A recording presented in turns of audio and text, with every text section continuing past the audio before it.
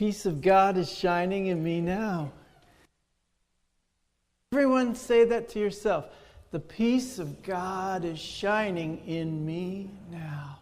And it shines around the world to bless each heart and each mind, sharing the peace that you feel with them.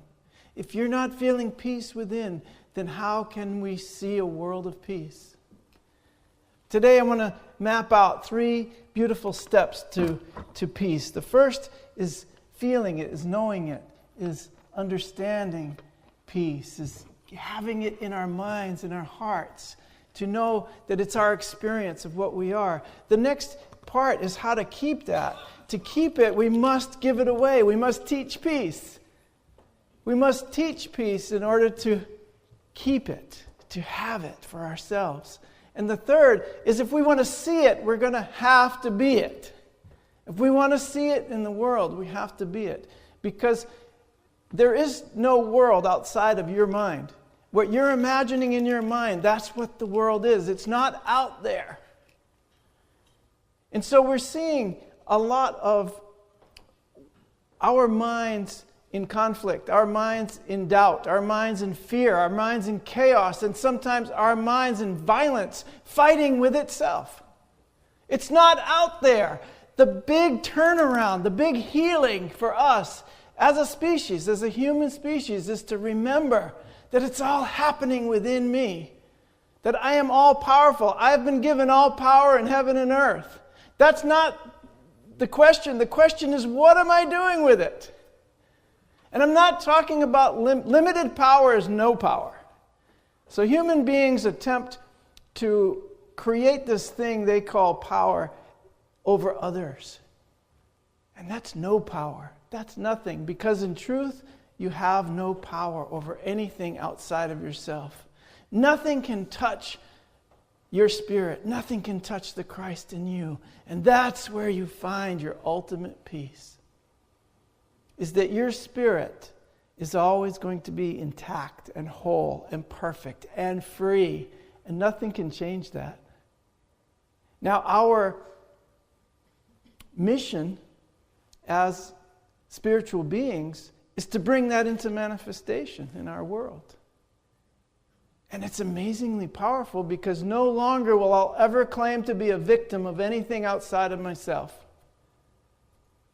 I will always be able to overcome whatever life seems to throw at me because I remember I am imagining that. I am the creator of my own reality.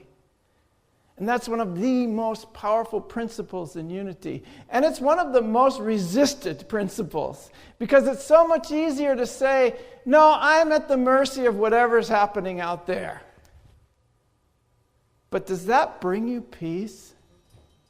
Does that really bring you peace? Does that really make you happy? We need to reverse our thinking if we are going to be immersed in the peace that's available to us. Last month, I did a talk called Teaching Peace in Turbulent Times. And I firmly believe that if we teach peace, we will be shining in a light so bright that everyone will want to have what we have. And that will bring about what we want to see in the world. In Unity, as well as A Course in Miracles, it's believed that peace is a result of your right thinking and of your right living. That's the 5th principle, right? So let's go back. Let's go back into the Old Testament. In Isaiah 26:3, it was given to us this truth to remind us that thou wilt keep him in perfect peace whose mind is stayed on thee because he trusts in thee. Now that's pretty incredible. It's been changed around in the interpretation because it's a little too mystical for modern human beings. It says, those who trust in him. But it's not that. It's he's trusting in you. God, the universe, universal mind, has perfect trust in her creations. Because you were created exactly like that. You are the universal mind. You are love. You are peace. It's not something we attain. It's something that we are. That's the big step that we take in New Thought Christianity, in unity, is that that's what we are. We, for so long, have placed it outside of ourselves as something that we can obtain, as something that we don't have already. But it's not like that. If it's something that we can find on the side of the road somewhere, or something we can obtain by sacrifice, then it's also something we can lose, something that can be taken away from you, something that you can just forget about. But if it's within you already, if it's already what is true, you can never lose it.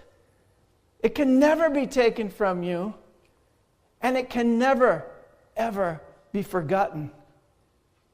It will always be there for you to remember and to accept and to receive at any moment. And so you are part of the universe, and the universe trusts you that you will find your way back to yourself and to your true nature, and to remind your brothers and sisters of their true nature. And how do we do that? Well, we can't do it through violence. Peace will never be obtained through fighting against that which we don't want. Violence only begets more violence. It will never be obtained through war. But peace can be obtained through what? Says Ralph Waldo Emerson. Understanding. Understanding. I want to understand you. I want to understand what's going on so that we can come to a communication, to a shared experience. Last week, I remember Sparks came up and said they were learning about the second principle of unity, that if God is good, that we are also good. So we are all inherently good.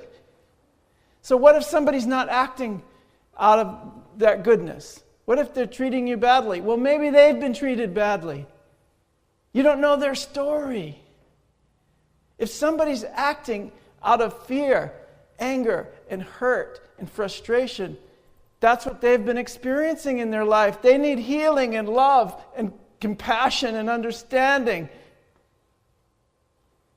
Not more judgment and more fear and more frustration. They need compassion and understanding. So peace will be obtained through true understanding. Ralph Waldo Emerson, by the way, was one of the New England transcendentalists. He was one of the fathers of New Thought. And if you ever get a chance to read his writings, look deeper into the mystical foundation of his thought, because that's where you will find a lot of deep truths. And these deep truths are held by every good thinker and by the core of every religious thinking person. I want to say a person like John Lennon. He was pretty mystical, wasn't he? Right? So he says peace is not something you wish for, it's something you make, it's something you do, it's something you are. That's a New Thought principle, isn't it? It's something you are, and it's something you give away. So we're giving ourselves away. We're not being afraid to give ourselves away so that we can receive more awareness of who we are and how to extend that in the world. Peace is something that we are and something that we give away. Thank you, John Lennon. St. John. Yes. Fifth principle, St. John, Bruce said. I know my catechism teacher said the four apostles are not John, Paul, George, and Ringo. Well, sometimes they are. Yeah, I said they were to me. They are to me. I don't know about you guys. But the fifth principle of unity is really important because it's putting that peace into action. It's not enough to know the laws of life, also called truth. We must live the truth we know. We must live by them. It's not enough to know these principles. We must live them. So these are my 3 keys to living in a peaceful world and maintaining your peace. To have peace, we have to focus our minds on truth, or God, that experience of truth within us. And we must free our hearts from grievances, complaints, and resentments. This is where the Course in Miracles has come in really, really handy for me, is that it teaches a lot about true forgiveness. How to let go of all those that we have placed out there, to give them back to the perfection of the Holy Spirit, and thus receive that awareness for myself. When I release you, I'm releasing myself. I want to pray for healing for each and every one of you every moment of the day. Doesn't matter if I've seen you as apart from me in any way. It doesn't matter if I've even seen you as friend or enemy. I need to release you and pray for you and bless you each and every moment of every day, to free my own heart from all of my complaints and resentments, all of my grievances, because I'm always freeing myself, and that brings me the peace that I'm looking for. So the second step is, in order to keep the peace that we're experiencing, we have to teach it. We have to help others to forgive, to let go of the resentments, of the complaints. When you really think about it, what are you complaining about? Something that you already have. That you're really just saying, I don't have everything that God wants me to have. I don't have the whole universe. You own the whole universe, guys. It's yours to do with what you want, to manifest anything you want, to be anybody you want, to do anything. It's yours. It's all yours. Get a little creative. Stop complaining. Start imagining, because I realized whenever I was complaining about something, it was taking up space in my head that I could be imagining, envisioning something wonderful. And so I'm just imagining and envisioning something I don't like. And so, guess what? I have more of that. Whatever I'm complaining about, I'll get more of it. And whatever I'm praising and envisioning and imagining that's so wonderful, I'll get more of that too. So in order to keep our peace, we must extend it. That's how we teach peace, is extending it, being it and giving it away. And so if we want to see peace, we must be peace. So it's pretty simple, those 3 steps. We want to receive it for ourselves, we want to teach it to others, and then we want to be it in each and every moment of every day. Then we will see it in our world.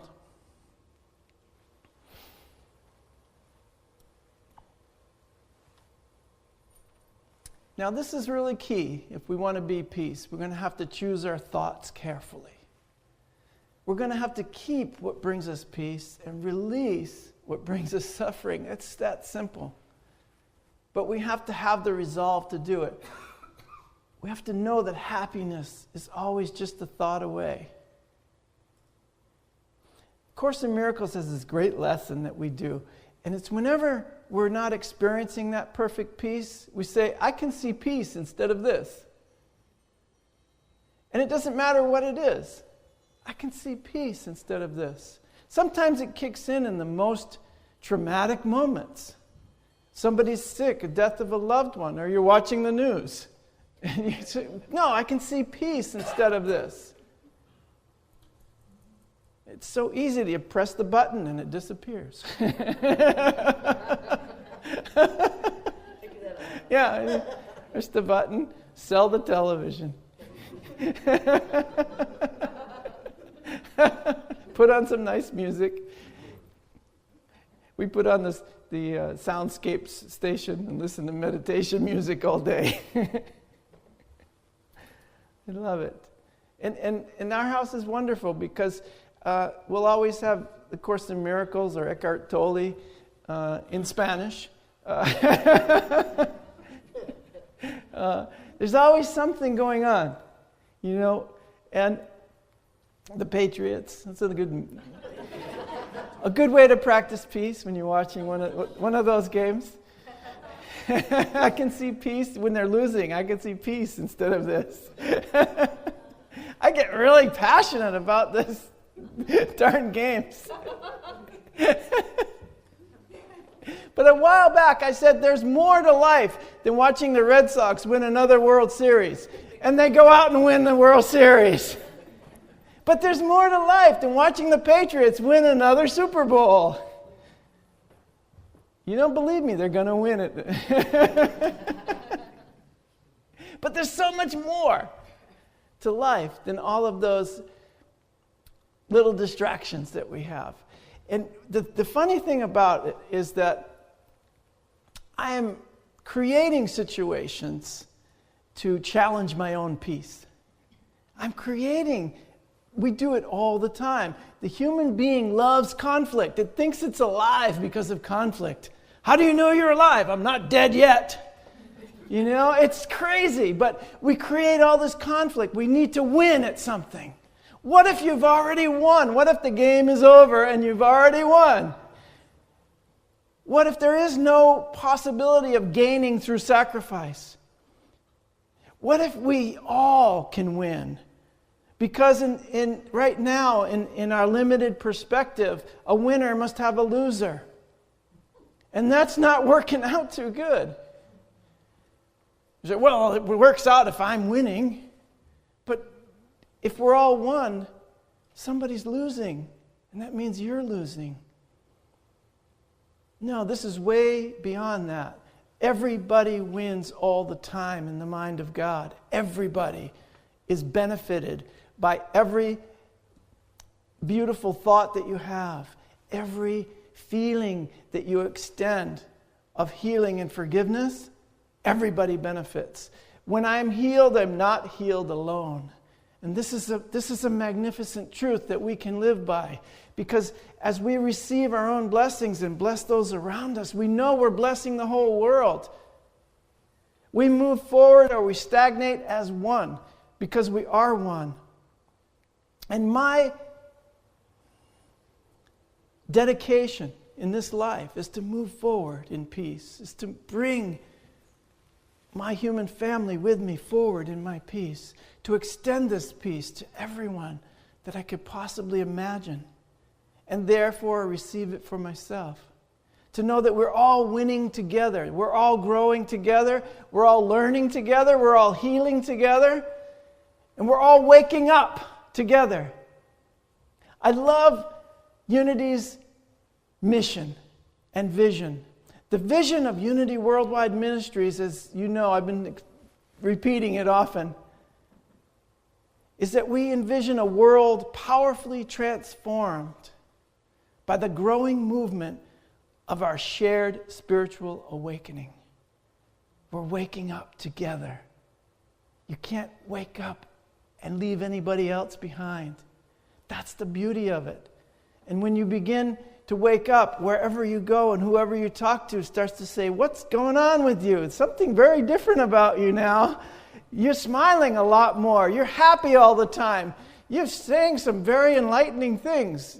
What have you been reading? Where have you been going on Sundays? And it's amazing because everybody always wanted what you have now. And it's not like we're following gurus anymore. It's not like we're following idols. We don't make an idol out of Jesus. We try to do the things he did to understand who we are and to manifest the healing power in ourselves.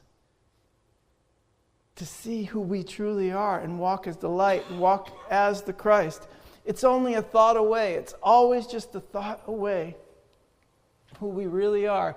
Our level of peace is directly connected to our level of trust in the universe, in God.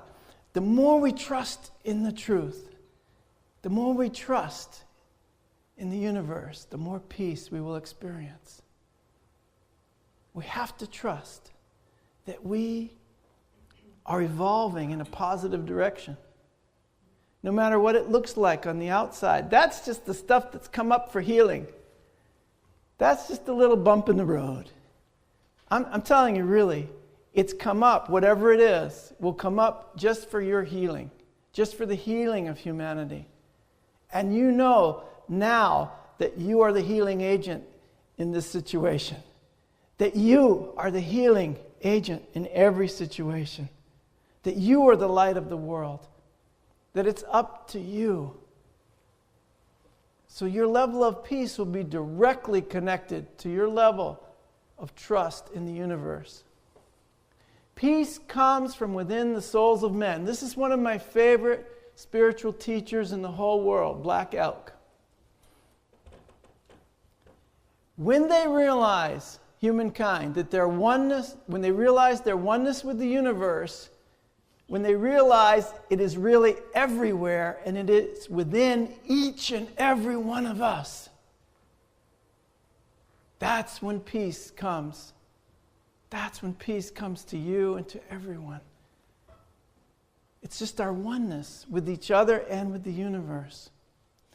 It's a realization. That's why we need to teach peace. And to keep that space open for your realization, for your neighbor's realization. So a mind at peace, a mind centered and not focused on harming others, is stronger than any physical force in the universe. I want you to really take that in, how strong your mind is, how powerful you are. You've been given all the power in heaven and earth. You're never going to be a victim of circumstances outside of yourself after this day, if you truly believe this.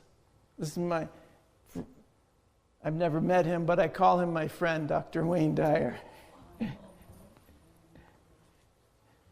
Bob Bork called me Wayne Dyer of Cape Cod. I said, well, that's nice, but I'm Tony Cryer. Who needs Wayne Dyer when you got Tony Cryer?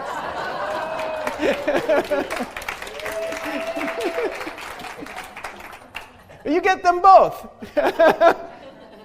Because we are one. Peace of mind is our inheritance. The last thing I want to leave you guys with today, it's our inheritance. We simply need to remember that peace is our natural state. To allow it to be, to let it be. It's nothing we really need to strive or fight for. It's just the opposite. We need to come back to center, focus on our natural state. It's our inheritance from God, from the universe.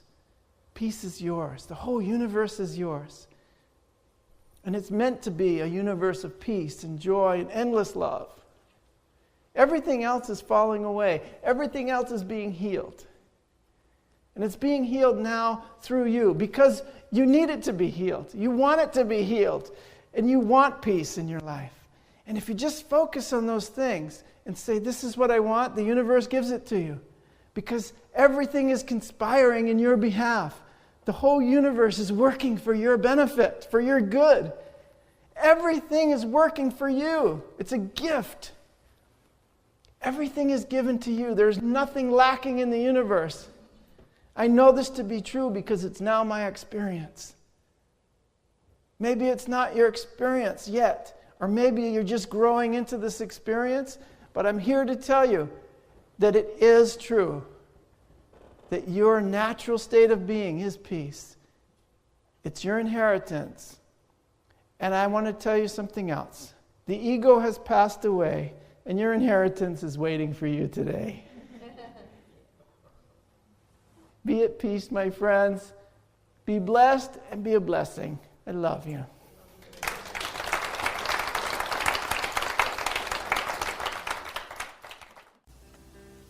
You have been watching the message from our Sunday celebration service here at Unity on Cape Cod, providing a positive path for spiritual living. Please join us every Sunday morning at 10 a.m. at 147 Walton Ave, Hyannis, Mass. And visit us online at www.unityoncapecod.org.